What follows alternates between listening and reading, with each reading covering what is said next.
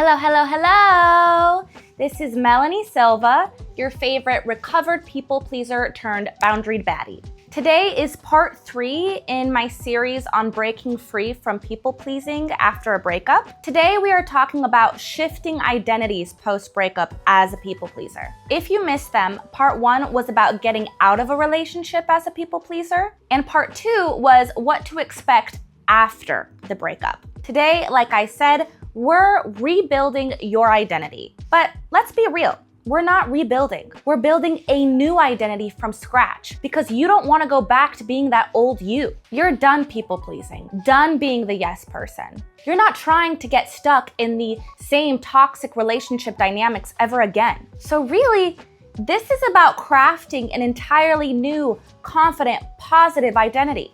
But before we dive into that, let's be real. If you're still raw from the breakup and still healing, the thought of seeing yourself as a confident or self-assured person makes you feel like, oh, whoa, that's not me, at least not yet. And hey, that's okay, more than okay. It's necessary to honor where you are right now. So here's a simple way to look at it. There are 3 identities you might hold right now. A negative one, where you're stuck in old stories that keep you down. A 0 one, a blank slate, no identity, you're just energy hanging out in the universe, okay? Or a positive one, confident, unapologetic, thriving. If positive feels too much, don't force it. Be the 0, the nothing, the nada. Just a ball of energy hanging 10 in the cosmos. Cowabunga, baby. Because honestly, all identity stuff is an illusion anyway. So let that liberate you. And if you need to stay in that white space for a while, take your time. It's way better to honor your pace than to fake it too soon and end up in the same old relationship dynamic as before. You'll end up with the same pig, but this time it'll have lipstick on it. Who needs that? So, step 1, be real about where you are. If you need to live in no identity land for now, that's your power move. Step 2, whether you're 0 or starting to move into positive identity, start embodying that confident person you want to be. But start small and safe. Practice in your own space. Notice your thoughts. Is this how a confident person thinks? Notice your self-talk.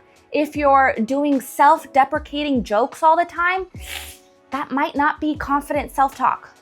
How do you carry yourself? How do you speak? Even small things like doing chores or deciding how you structure your day. All of these little things really do add up. Now, I want to circle back on the self-deprecation because this is covert negative self-talk. Since it's masked by a joke and potentially makes people laugh, you might not even realize that it's negative self-talk. If you say things like, oh, I look like crap, or oh, I look like a potato, or oh, my life is a hot mess, I have the IQ of a goldfish, har, har, har, har, har, har. If you say things like that, it might make some people laugh, less awakened people laugh, but others will sense that you don't respect yourself, and they will be put off by that. Also, if someone who is a manipulator or a narcissist hears this, they will see that you don't respect yourself and will mark you as a target to take advantage of. Okay, so if you got nothing nice to say about yourself, say nothing at all. Please go back to the no identity.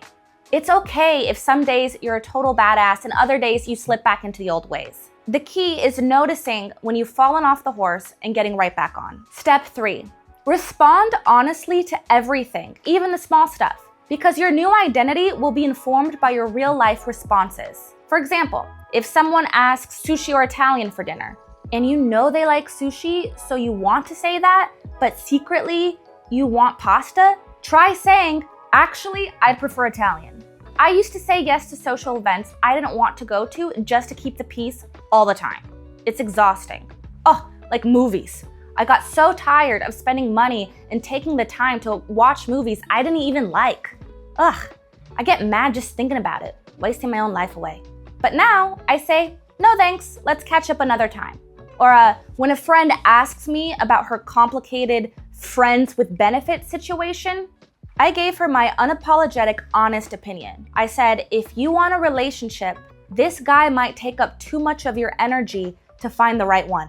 No judgment, just honesty. Your new identity grows out of those real moments. And as you embark on the creating of the new self, you'll see the new self here, but you'll notice that you're still down here.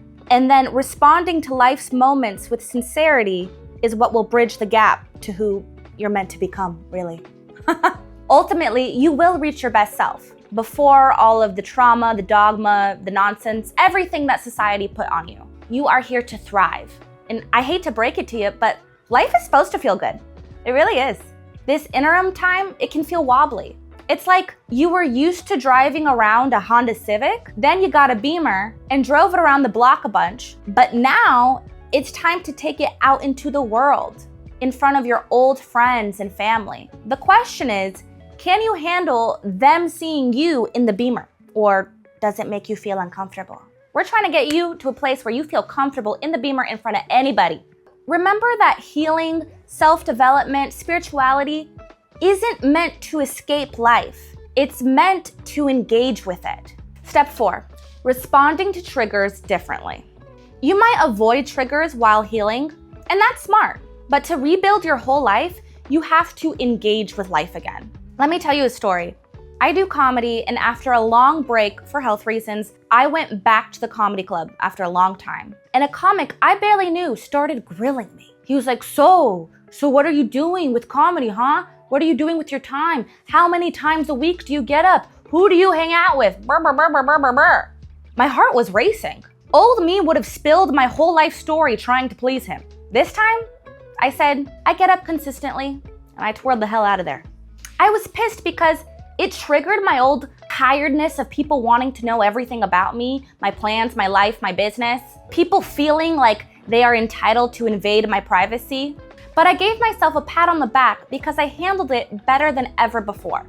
I acknowledged the trigger, felt the emotion, and then rehearsed a new response. Hey, I don't know you that well and you're coming on strong, or I don't really talk about my business like that, so either we dial it back or I'm out. I rehearsed that response a lot because nosy people don't stop asking about your business. Also, side note, screw nosy people, okay? Like, who do you think you are? Okay, you got nothing better to do, huh? Then quiz me on my life, huh? What's it to you, huh? Besides, you knowing less or more about my life does not change yours. Like, I don't go around asking people how they spend their time, their nights, their weekends, okay? I'm afraid to know. I don't want to accidentally become an accomplice, all right? I'm out here just protecting my peace and minding my business, drinking my water. Step 5, rehearse, rehearse, rehearse. I know it sounds dorky, but if you're becoming a whole new human, you gotta rehearse. I used to do theater, and we'd rehearse for months to be a character for 2 weekends. So why wouldn't you rehearse to be your new self for your whole lifetime? You wanna get to a place where triggers barely flicker your emotions. You see it coming, you say your line, and you keep it moving. Imagine who you could become without your triggers. Really, take a moment and think about how much space, energy, time all of your triggers take, even if they're valid. Do you want to keep spending your time with them, or do you want to spend time living your baddest, most fabulous life? You can't have both. So let's go over your new identity building toolkit. 1, be honest with where you're at. Negative, 0, the new confident identity, just be honest. Now start embodying that new confident self in small ways. Practice responding honestly to life's little questions and big ones. Notice triggers and respond differently. Rehearse new responses so they become your new default. One day you'll look up and realize you are that confident, unapologetic, boundary baddie you always dreamed of. If you've ever shifted your identity and had to start becoming more honest with your friends, drop a comment below. Let's chat about it. And if you're ready to start breaking free from people-pleasing, click the link below for free scripts. Say no with grace. It all starts with saying no. Thank you for being here with me. I will see you in the next one. Love you, kisses.